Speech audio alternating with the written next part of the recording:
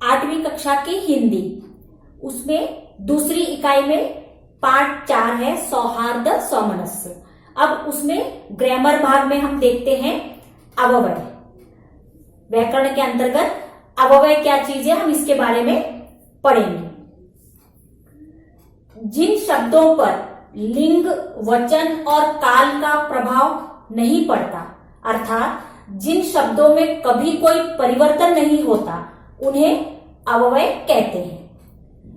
जैसे उदाहरण, लड़का आज नहीं आया, मीरा आज गाना गाएगी, सब आज बस से जाएंगे। तो अब इन वाक्यों में क्या है, देखो मैंने यहां पर आज के नीचे रेखा खींची हुई है। तो इन सभी वाक्यों में देखो, भले ही लिंग अलग अलग है, ये लड़का, ये मीरा, ये सब लिंग और वचन बदला हुआ है, लेकिन उसका रूप कभी नहीं बदला है।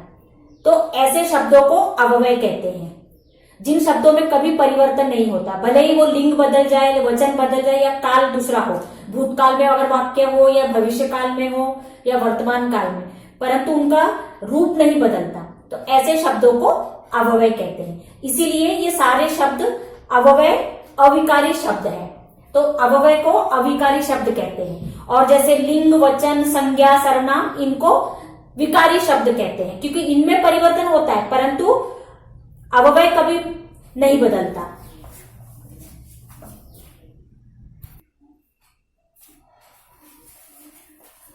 अब अव्यय के बाद देखते हैं अव्यय के प्रकार।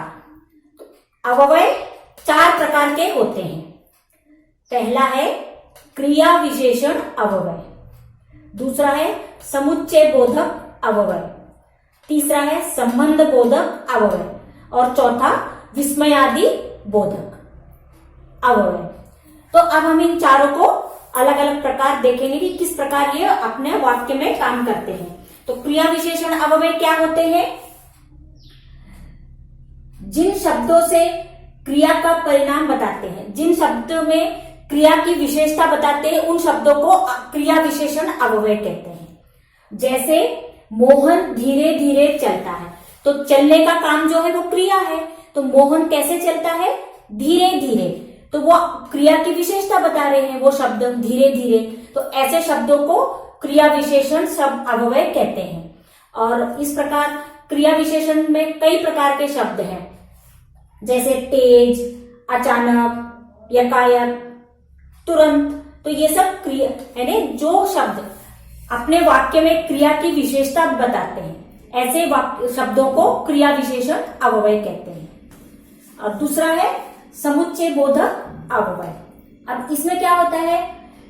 समुच्चय बोधक यानी जो दो शब्दों को या दो वाक्यों को जोड़ते हैं। वाक्य दो शब्दों को या वाक्य को जोड़ने वाले जो शब्द है उनको समुच्चय बोधक अव्यय कहते हैं। उदाहरण के तौर पर तो और, जैसे राम और श्याम दोनों ही ईमानदार हैं, तो राम और श्याम और जो शब्द है वो समुच्चय बोधक है।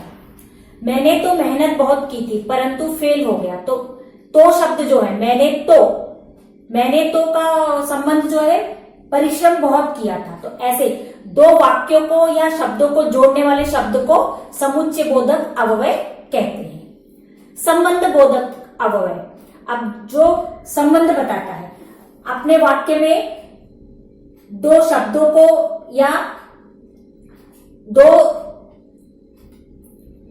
वाक्यों को एक दूसरे के साथ संबंध बताते हैं, ऐसे शब्द को संबंध बोधक अव्यय कहते हैं। जैसे मैं मित्र के साथ घूमने गया, तो मैं किसके साथ घूमने गया? मित्र के साथ। तो मित्र का संबंध मेरे साथ है, तो जो साथ वर्ड है वो संबंध बोधक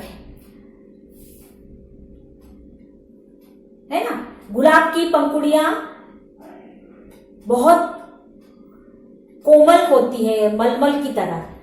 किसकी तरह? मलमल की तरह। गुलाब की पंखुड़ियां किसकी तरह कोमल है?